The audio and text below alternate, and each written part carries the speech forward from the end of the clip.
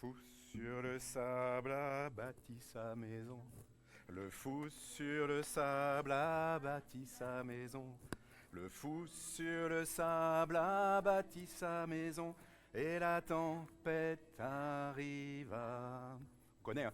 Le vent souffla et la pluie tomba. Le vent souffla et la pluie tomba. Le vent souffla et la pluie tomba.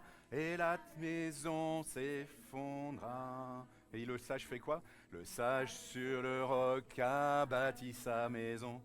Le sage sur le roc a bâti sa maison. Le sage sur le roc a bâti sa maison.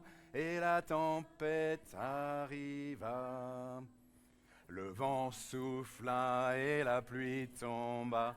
Le vent souffla et la pluie tomba. Le vent souffla et la pluie tomba.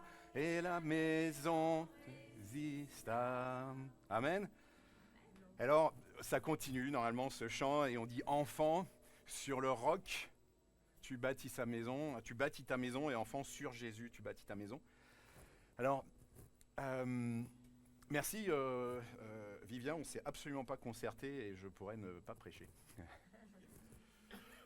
Parce que tu as apporté vraiment quelque chose de très fort et qui est tellement cohérent. Et j'aime tellement quand en fait justement l'esprit conduit et que les choses se mettent en musique comme le Seigneur l'a voulu. Donc vous voyez ce titre de la Bresse collective au feu intérieur. Vous allez comprendre pourquoi.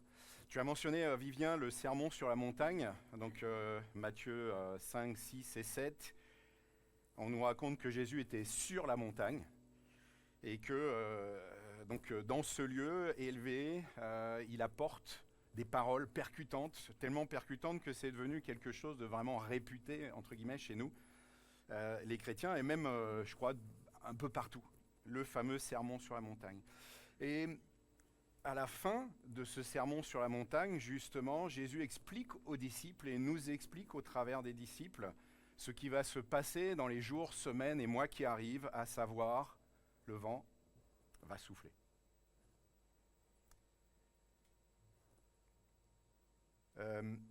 Le texte nous dit, c'est Matthieu 7, versets 24, 25, 26, 27, « Ainsi, celui qui écoute ce que je viens de dire et le met en pratique, et ça Vivien l'a dit, sera comme un homme avisé qui a bâti sa maison sur le roc.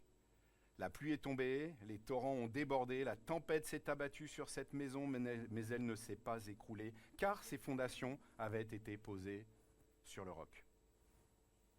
Mais celui qui écoute mes paroles, il les écoute, et ne les met pas en pratique, sera comme un homme insensé qui a bâti sa maison sur le sable.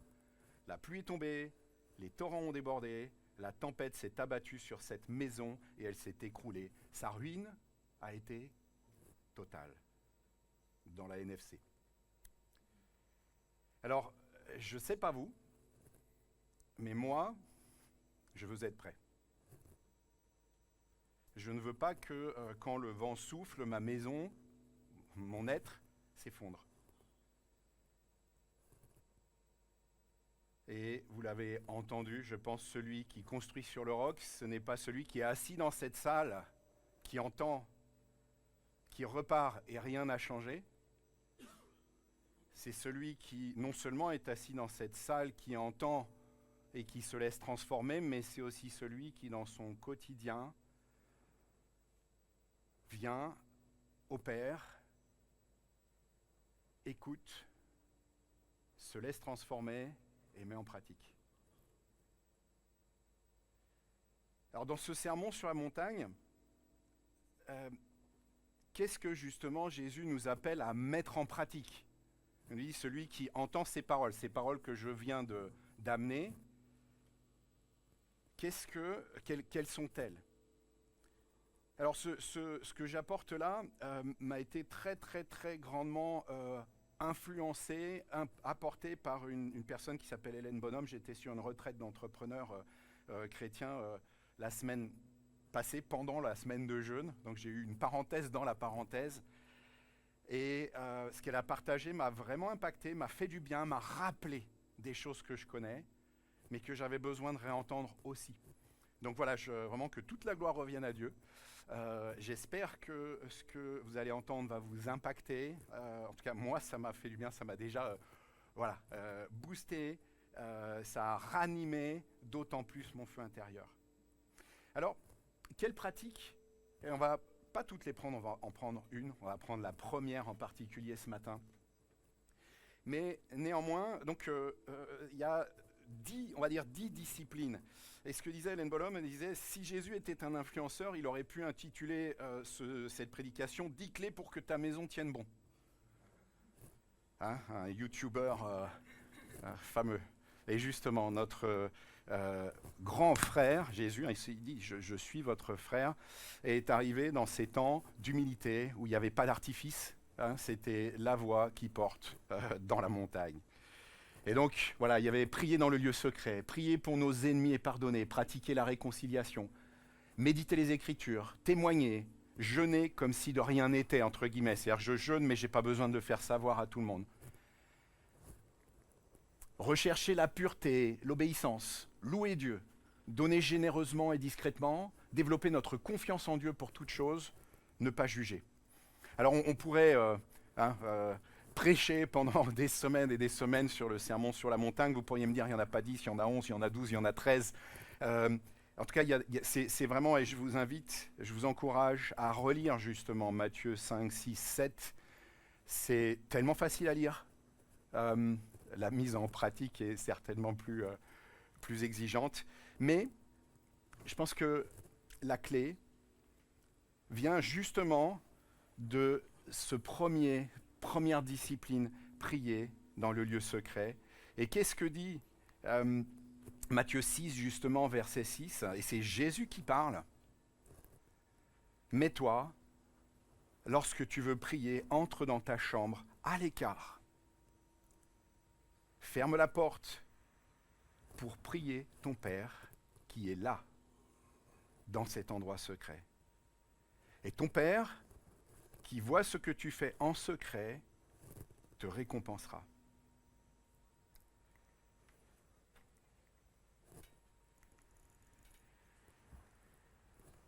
Donc on a le verset ici. Alors, nous sortons, et il vient la mentionner, d'une semaine de jeûne et de prière qui, en tout cas, je pense pour ceux qui s'y sont engagés, a été une semaine ultra intense, une semaine qui a fait du bien, une semaine qui nous a mobilisés, où on a pris le temps, pour ceux qui ont vraiment suivi le programme, de passer au moins 1 heure d'études de partage autour de la parole, vu qu'il y avait tous les midis, midi 13h, puis qu'en théorie on était supposé avoir pris le temps, en tout cas c'était l'objectif, pris le temps de lire avant, donc le matin. Et puis le soir, on avait cette heure aussi de prière, ensemble, en commun. Et j'ai déjà eu des retours de votre part, j'ai posé la question sur le groupe WhatsApp, je lui ai demandé qu'est-ce que cette semaine vous a apporté. Merci pour ceux qui m'ont répondu. Et je comprends que cette semaine, elle a fait réfléchir, elle a engagé, elle a donné à cœur d'aller vers ceux qui ne vont pas bien.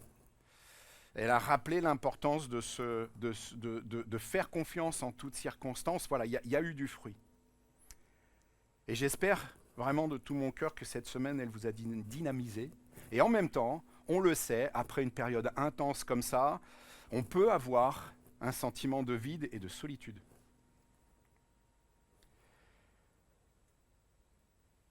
On peut avoir l'impression que le soufflet retombe. Il n'y a plus la même dynamique de groupe. Il y a cette absence de temps cadré. C'était, entre guillemets, parfait pour certains, super. Entre midi et 13h, je peux retrouver un certain nombre de frères, de sœurs, et merci pour ceux qui ont été là, ça m'a fait du bien quand j'ai pu moi-même participer. Et puis il peut y avoir la tentation de retomber dans ces habitudes, alors qui peuvent être néfastes, on le sait, quand on prend le temps de réserver du temps par le Seigneur, on se rend compte, certains m'ont dit, tiens, j'ai désinstallé Instagram, j'ai lu ma Bible en papier. pour éviter que justement les notifications, etc., me rattrapent. Et donc tout ce temps passé non productif que l'on a bien souvent, les uns et les autres, bah là on l'a normalement dégagé au maximum pour vraiment avoir le temps de se rapprocher du Seigneur. Alors quelle suite peut-on donner à cette semaine justement de jeûne et éviter que l'absence ou la réduction du cadre ne nous empêche de continuer à avancer. Bon, c'est matériellement compliqué, je pense, hein, pour tous, de dire, allez, toute l'année, on va se retrouver entre midi et 13h, etc. etc. Ça paraît compliqué. Mais voilà, ce matin, vraiment, j'ai à cœur de t'encourager à mettre en place et à maintenir une discipline. Alors discipline, hein, c'est un mot qu'on n'aime pas trop en général pour beaucoup d'entre nous. Le terme disciple, ça va, ouais, je suis un maître, j'écoute un enseignant, c'est intéressant, ça me parle, etc. La discipline, normalement, c'est quelque chose qui peut sembler douloureux, exigeant, etc. Et j'aime cette définition. Une discipline est une activité qui est en bas ici, que je suis capable de faire aujourd'hui et qui, à terme, me permettra un jour de faire ce que je suis incapable de faire aujourd'hui. Alors je le redis. Une discipline est une activité que je suis capable de faire aujourd'hui. Je suis capable de prendre 5 minutes pour aller marcher dans le quartier, pour ceux vraiment qui seraient très très sédentaires. Et ça, je suis capable de le faire. Et le lendemain, je fais 6 minutes. Et le lendemain, je fais 10 minutes. Vous avez peut-être déjà entendu parler de la Diagonale des Fous. Ça vous parle? Donc c'est une course à La Réunion qui traverse La Réunion, 170 km, 10 000 mètres de dénivelé, qui paraît à peu près inaccessible à tout le monde. On a couru avec Estelle pendant un temps avec des amis. Alors, on est passé, nous, de 6 km à 10 km. On est monté à 42 km en montagne et eux ont continué. Et certains d'entre eux ont fait cette fameuse Diagonale des Fous. Et ils ne l'ont pas faite en claquant des doigts. Ça s'est fait par petit à petit, un pas après l'autre, c'est le cas de le dire, une habituation et du corps et de la nourriture, etc., etc. Et ce qui semblait absolument impossible. Et honnêtement, en les connaissant au départ, Ludovic, je n'aurais pas imaginé courir 170 km et faire 10 000 mètres de dénivelé d'un coup. Ludovic l'a fait plusieurs fois. Être fidèle dans les petites choses pour être fidèle dans les grandes choses, c'est un des appels que le Seigneur nous fait. Alors, peut-être que déjà avant et pendant cette semaine de jeûne et prière, le vent soufflait sur ta vie. Et peut-être que la tempête faisait rage. Et certainement, ça a déjà chahuté avant. Et il y a une certitude en tout cas, c'est que le vent va souffler régulièrement dans ta vie. Le Seigneur ne nous promet pas le calme, il ne nous promet pas un long fleuve tranquille. Ça, c'est un mensonge. Et d'ailleurs, le psaume 34, verset 19 nous dit « L'Éternel est près de ceux qui ont le cœur brisé ». Ça veut dire qu'on peut avoir le cœur brisé. Et il sauve ceux qui ont l'esprit dans l'abattement. Le malheur atteint souvent le juste, mais l'Éternel l'en délivre toujours. Et donc si quelqu'un arrive et vous dit « Mais tu manques de foi si tu es dans cette situation, etc. », tu peux lui sortir le psaume 34, verset 19 et dire « Écoute, c'est faux. Mais par contre, je m'accroche au Seigneur et dans cette tempête, parce que justement j'ai décidé de mettre en pratique ce sermon sur la montagne, mais pas que l'enseignement du Seigneur au sens large, je sais que l'Éternel me délivrera. » Alors moi, ce matin, je le redis, je veux que ma maison, je veux que ma vie tienne bon lorsque le vent souffle et que la pluie tombe. Et je désire que ce soit le cas vraiment. Je demande au Seigneur que ce soit le cas pour chacun d'entre vous ce matin. Le Seigneur nous appelle donc à développer jour après jour notre intimité avec lui. Et ça, je trouve ça super fort. Si on reprend ce verset, il est plus loin, on y reviendra, mais qui nous dit « Entre dans ta chambre, ferme la porte pour prier le Père qui là, dans cet endroit secret. Et je pense que parfois on arrive on dit je vais prier et on dit est-ce que le Seigneur est là? On n'est pas sûr qu'il soit là, c'est une promesse. À partir du moment où on prend ce temps à l'écart et on vient au Père, le Père est là, c'est une promesse. On peut avoir le sentiment qu'il n'est pas là, mais il est là, c'est une promesse. Et en relisant ce verset, donc vraiment je me suis rendu compte particulièrement de la beauté de cette promesse, cet accueil de ce Père parfait. Et si ton père, à toi, a été défaillant, et je pense qu'on est un certain nombre, c'est pas mon cas, j'ai ce privilège, mais vous êtes un certain nombre à avoir eu un papa défaillant, et c'est dur pour vous de dire papa, et ce que partageait Hélène Bonhomme, elle disait pendant 12 ans, elle n'arrivait pas, parce qu'elle a eu un problème avec son père, de relation, elle était comme quelque part orpheline, et ça lui faisait mal aux tripes, c'est ce qu'elle a exprimé, quand quelqu'un prie en disant papa, jusqu'à ce qu'elle réalise que ce n'est pas le même papa.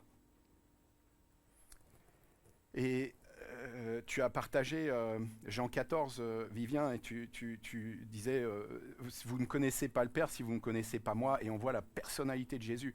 Et c'est une évidence que si ton papa a été défaillant, regarde à Jésus, et tu te dis, le Père dans les cieux, il est comme Jésus. Et donc, il t'accueille avec cet amour avec lequel Jésus a accueilli les disciples, a été patient. Il a accueilli cette femme qui arrivait, qui a touché son vêtement. Il était pressé, il avait entre guillemets autre chose à faire. Et il a accueilli avec amour. Ses disciples ne comprenaient pas. Donc, ce Père céleste est là. Même si ton Père à toi, terrestre, était absent, trop dur, dysfonctionnel, etc., c'est pas le même. Donc, ton Père céleste, qui est là quand tu fermes la porte, t'accueille, même avec ton cœur meurtri, et on y reviendra, et tu as le droit de pleurer, et tu as le droit d'aller dans ses bras, et tu as le droit d'aller sur ses genoux, même si tu es un homme de 65 ans.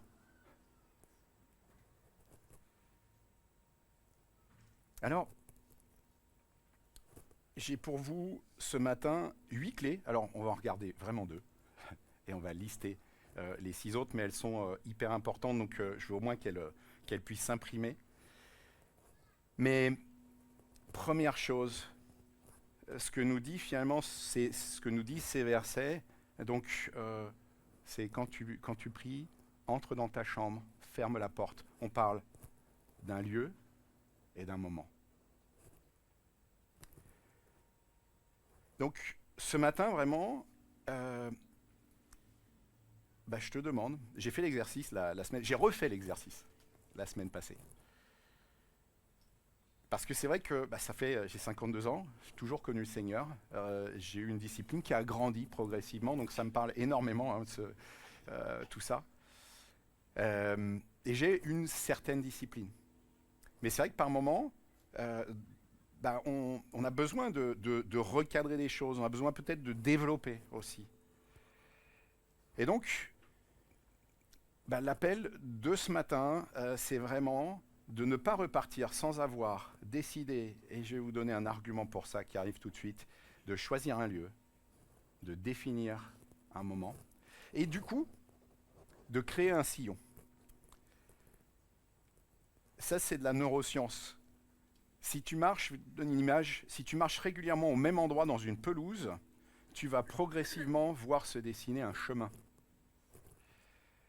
Et souvent, nos routes goudronnées ont d'abord été des routes de terre, et encore avant des pistes, et encore avant des sentiers, et encore avant bien souvent des champs ou de la forêt.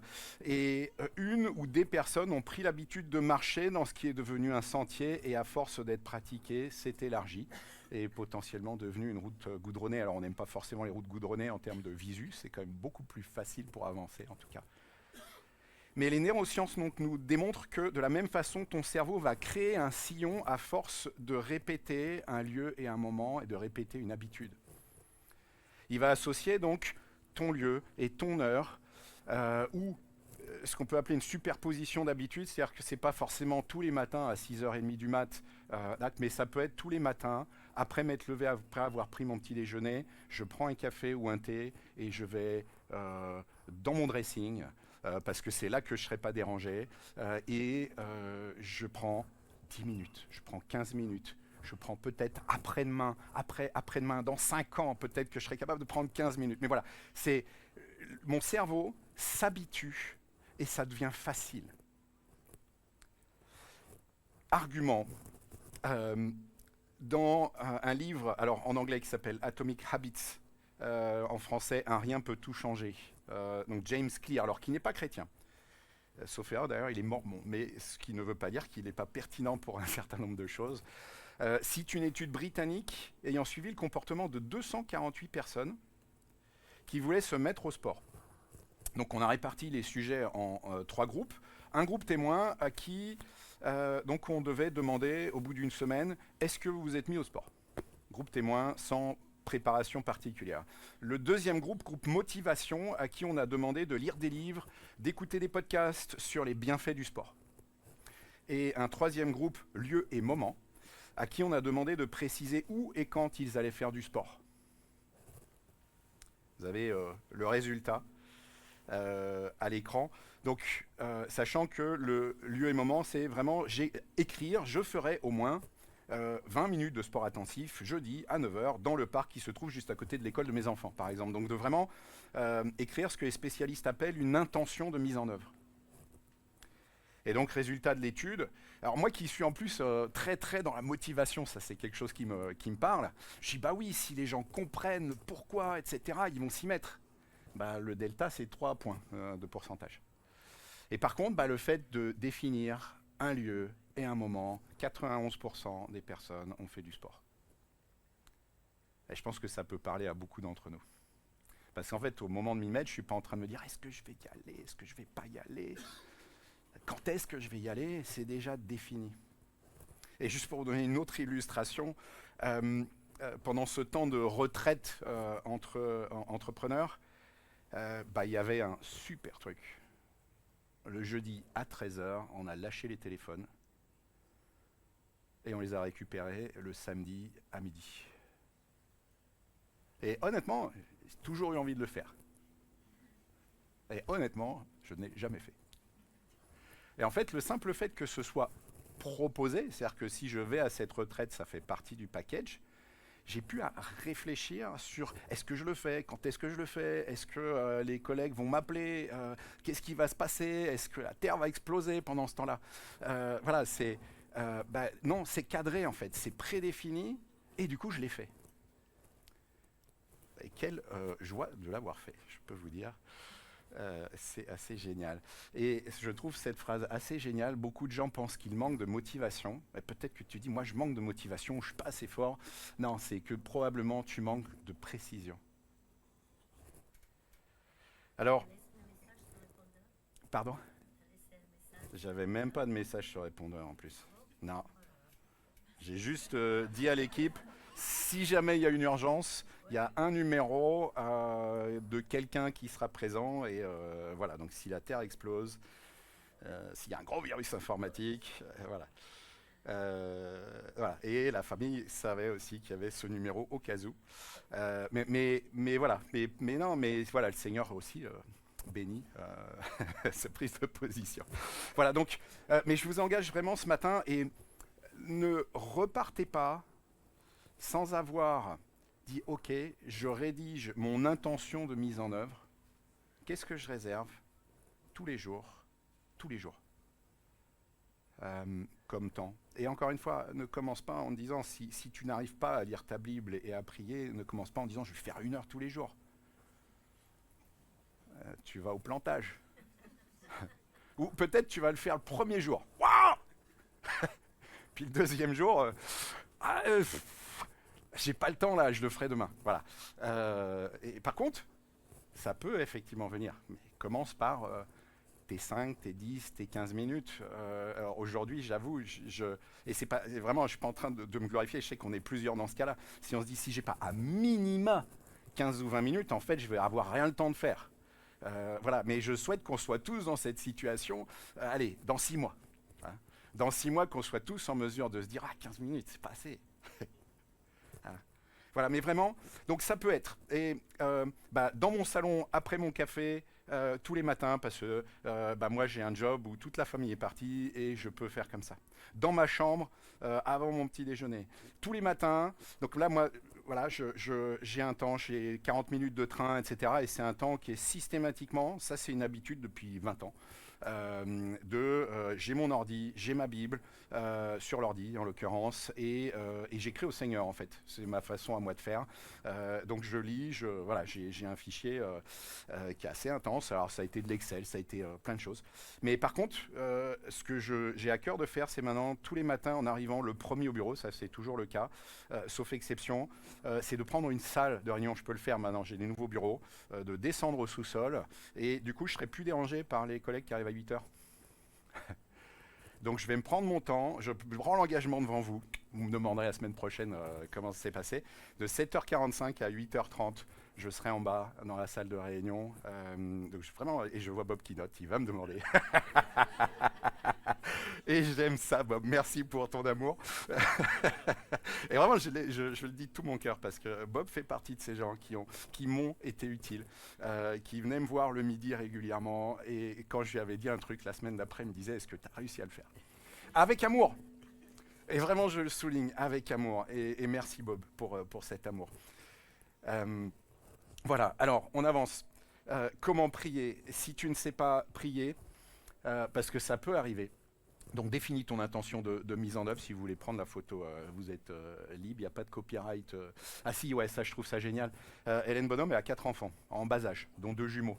Ce qu'elle a trouvé, et ce que la famille a compris, elle est dans sa chambre, mais avec une couverture sur la tête. Donc elle se met à genoux dans sa chambre. Et en fait, elle le dit, elle entend la porte qui s'ouvre, et les enfants comprennent, hop, ils referment. Elle est dans le lieu secret. Voilà, donc pour ceux qui trouvent que c'est un gros challenge, même avec 4 enfants, c'est possible. Voilà. Alors, donc et merci Vivien, tu l'as dit. Finalement, qu'est-ce qui est le plus simple pour entrer dans la prière, pour commencer?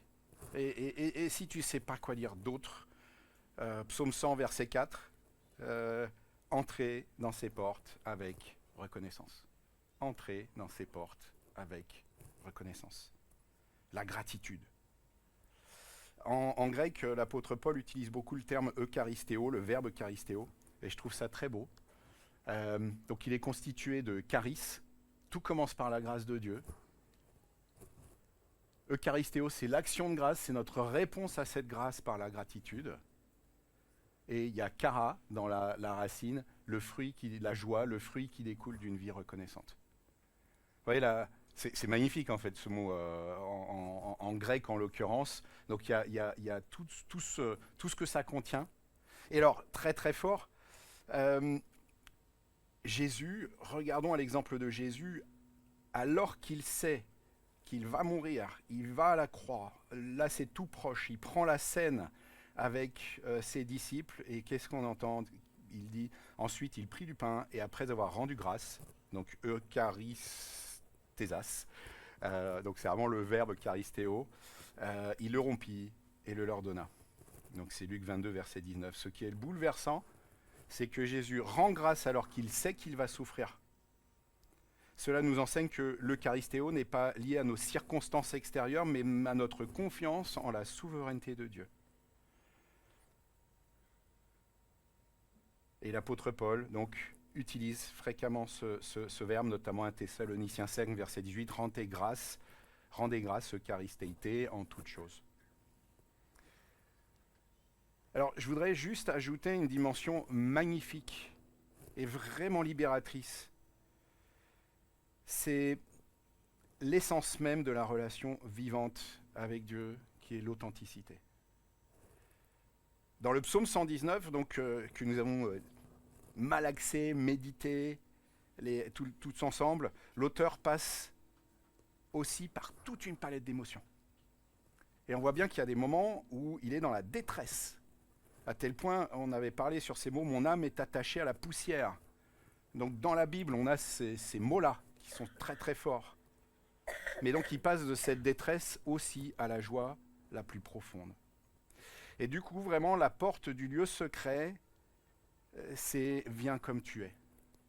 Viens avec authenticité. On s'imagine souvent qu'il faut être propre ou calme pour entrer dans la présence de Dieu. Et c'est vraiment une erreur. La porte de ta chambre s'ouvre sur ton état réel, pas sur ton état idéal.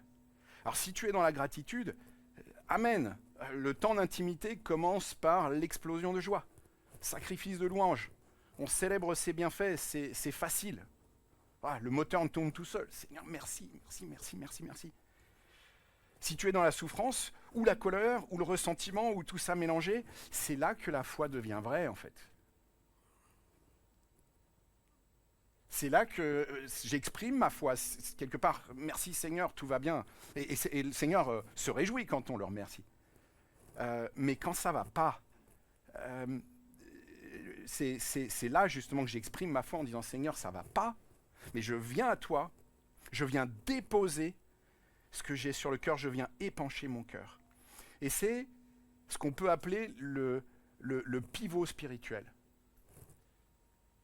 Et on a eu un super temps de partage au groupe de maison pendant cette semaine de jeûne, où on a dit, oui, le Seigneur nous accueille et c'est extraordinaire. On peut arriver, exprimer ce qu'on a sur le cœur. Seigneur, je suis inquiet. Seigneur, j'ai mal. Seigneur, je souffre. Seigneur, je suis attaqué. Seigneur, mais je viens déposer au Seigneur. Pardon ? Ça, alors le dépôt, c'est la clé 2. Enfin, oui, pardon, non, ça reste, excuse-moi, ça reste la clé 2, tout ça. Donc ça reste ce temps de prière. Je refuse de porter ce fardeau seul, je te le donne. Et puis je reçois donc sa paix qui surpasse toute intelligence, qui vient garder mon cœur. Et ça, c'est pas de l'imagination, c'est ce que nous dit la parole. 1 Pierre 5, 7 nous dit « Déchargez-vous sur lui de tous vos soucis, car lui-même prend soin de vous. » Donc je viens déposer. Et puis donc on a Philippiens 4 qui nous dit « La paix de Dieu qui surpasse toute intelligence comblera vos cœurs et vos pensées. » Donc, je viens comme je suis au Seigneur. Je viens avec mes douleurs, je viens avec mes souffrances, je viens avec ma joie. J'apporte tout ça au Seigneur et je repars pas avec. Et il y avait j'ai reçu, et merci pour ça, un beau message WhatsApp par rapport à ce qui s'était passé pendant la semaine et par rapport à ces temps justement avec le Seigneur. Et ce message WhatsApp me disait, pendant là, 2 soirs, ça a été très très dur. Et j'ai demandé aux frères et sœurs de prier, et j'ai pas pu aller au groupe de maison parce que c'était trop dur. Mais le Seigneur m'a relevé. Et donc ça ne se fait. Et vraiment, voilà, témoignage d'un de nos frères ou sœurs dans l'Assemblée qui se sentira libre de témoigner si il ou elle le souhaite à l'occasion. Voilà, donc ça ne se fait pas non plus nécessairement en un claquement de doigts, mais encore une fois, c'est là que la foi s'exprime. Alors donc les 8 clés, donc on a vu les 2 premières, un lieu, un moment, entrer avec gratitude, donc qui est la porte la plus évidente, entre guillemets, pour entrer dans la prière. Sois authentique, viens comme tu es, avec tes émotions. Alors, ensuite, et là, donc vraiment, je les cite juste pour qu'on puisse terminer. Prie les Écritures. Imprègne ta prière de la parole. Donc ça engage nécessairement, je viens vers le Seigneur. C'est pas imaginable en fait de dire je viens sur le Seigneur et jamais je lis la Bible. C'est je viens vers le Seigneur, j'entre avec cette louange, etc. Et je lis la Bible, et je prie la Bible. Et il y avait aussi un témoignage que j'ai reçu par WhatsApp qui était et quand je sais plus quoi dire, je prie les psaumes. Amen. C'est un fabuleux exemple de comment on a le droit, justement, de prier le Seigneur. Je pense qu'on peut avoir grandi en disant « Ah là là, mais je manque de foi si je suis dans le dur. » Non, David a démontré, justement, encore une fois, « Je ne suis pas bien, Seigneur, je m'attache à toi et tu vas me relever. » Et par contre, il y avait cette confiance dans le fait qu'il allait être relevé. Et ça, tout ça, ça se nourrit justement du fait que je lis la parole. Donc, imprègne ta prière de la parole. 5, demande la direction. Ça, j'ai trouvé ça extraordinaire en lisant le psaume 119. Combien de fois le psalmiste dans le psaume 119 dit « Seigneur, guide-moi, Seigneur, montre-moi, Seigneur, rappelle-moi ». C'est cette dépendance en permanence qui, quelque part, est « Je sais, Seigneur, mais Seigneur, j'ai besoin de toi. Je sais, Seigneur, mais j'ai besoin de toi. Je sais, Seigneur, mais j'ai besoin de toi. » Donc vraiment, demande la direction, demande la force, demande l'intelligence au Seigneur. 6e point clé, associe tout ça à la louange. Alors j'ai reçu un autre témoignage de quelqu'un qui me disait « Peut-être que je ne suis pas assez dans la louange, dans la louange chantée, s'entend. » Il y a une puissance dans cette louange qui est extraordinaire, en tout cas dont moi je peux témoigner. Alors, une sœur me partageait en me disant, bah moi, tous les matins, en marchant pour aller au train, 15 minutes, j'ai la louange, et ça me fait du bien, et amen pour ça. Voilà, ça vient aussi nourrir et alimenter. 7, et ça c'est peut-être une des plus grandes bénédictions que j'ai reçues de lire un texte de quelqu'un qui s'appelle Thierry User, qui est pasteur retraité aujourd'hui, qui donc garde le cadre, change la forme. Garde le cadre au sens, tu as défini ton lieu, ton moment, ton cerveau là, a tracé son sillon, c'est génial. Renouvelle. Et quand j'ai lu, ça remonte à il y a, je sais pas, 30 ans, mais ça a transformé vraiment ma vie. J'aurais eu tendance en bon élève, moi j'étais un peu, le prof il a dit qu'on fait comme ça, on fait comme ça. Voilà. Et en fait, j'ai développé une liberté pour dire, Seigneur, ce matin, je suis fatigué. Donc je vais commencer en écoutant. Je suis fatigué d'ouvrir mon ordi, etc. Donc je vais commencer en écoutant. Seigneur, ce matin j'ai envie de commencer avec la guitare. J'ai ce privilège de pouvoir gratouiller. Et voilà. Mais j'ai cette liberté qui renouvelle en fait la façon d'aller vers le Seigneur. Et on parlera du couple avec les 5 langages de l'amour. Mais quelque part dans le couple c'est la même histoire. Si je fais systématiquement toujours la même chose, on va s'ennuyer.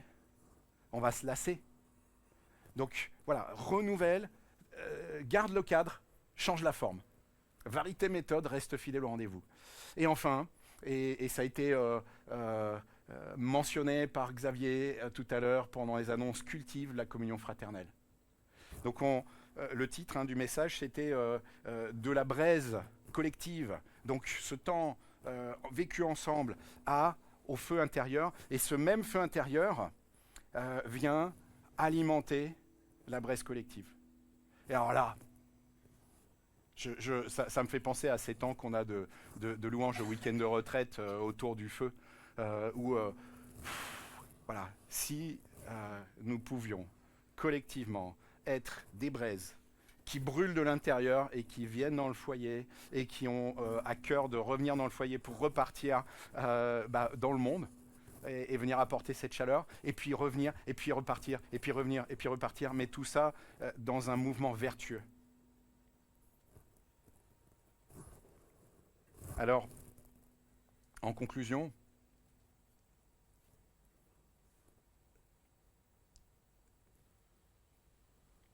il y aurait encore tellement à dire. Et je suis bien conscient de... Vous avez certainement plein d'idées. Carrie, il aurait pu dire ça. J'aurais aussi pu dire ça, et certainement d'ailleurs je me suis bridé, vous ne pouvez pas savoir. Mais voilà, cette discipline de prière, qui devient normalement au fil du temps de plus en plus naturelle, encore une fois, elle est vitale. Et il en va donc de la solidité de l'édifice que tu es. Alors, quand le vent souffle, comment va se comporter ton édifice? Est-ce que ton édifice est construit sur le sable ou est-ce qu'il est construit sur le roc? Est-ce que tu es juste à venir, t'asseoir, tu écoutes, tu repars et rien n'est changé? Ou est-ce que tu viens, tu te nourris de la louange, des chants, des prières et tu demandes au Seigneur de te donner justement la direction, de te transformer, etc. Et de combattre pour toi, parce qu'on a besoin que le Seigneur combatte pour nous, mais qu'il nous transforme. Et que justement je devienne cet édifice qui tient bon. Alors cette semaine de jeûne, est-ce que finalement c'était une ligne d'arrivée? Ou est-ce que c'était le premier pas d'une nouvelle marche ou d'une marche renouvelée avec lui? Et je vous invite à prier. Seigneur mon Dieu, vraiment je te prie pour cette magnifique assemblée, Seigneur, ce matin. J'ai de la joie dans le cœur de voir, Seigneur, ces visages ces visages de frères et de sœurs, Seigneur. Et je sais, Seigneur, que nous sommes tous en chemin et que nous avons des combats et que nous avons des luttes et qu'il y a des domaines où on avance, on progresse, des domaines où potentiellement on recule. Seigneur mon Dieu, vraiment ma prière ce matin, c'est qu'effectivement on soit capable d'écrire cette intention et Seigneur de noter ce temps que je vais passer avec toi de façon toute particulière et qui va venir alimenter en fait tout le reste de mes journées, de ma vie. Seigneur, bénis richement chacun ce matin. Viens nous transformer, Seigneur. Viens nous engager. Viens nous régaler de toi. Et que nous ayons cette conscience quand nous fermons notre porte et que nous venons dans le lieu secret, que tu es là. Que toute la gloire te revienne, ô Seigneur. Au nom de Jésus et pour ta gloire. Amen.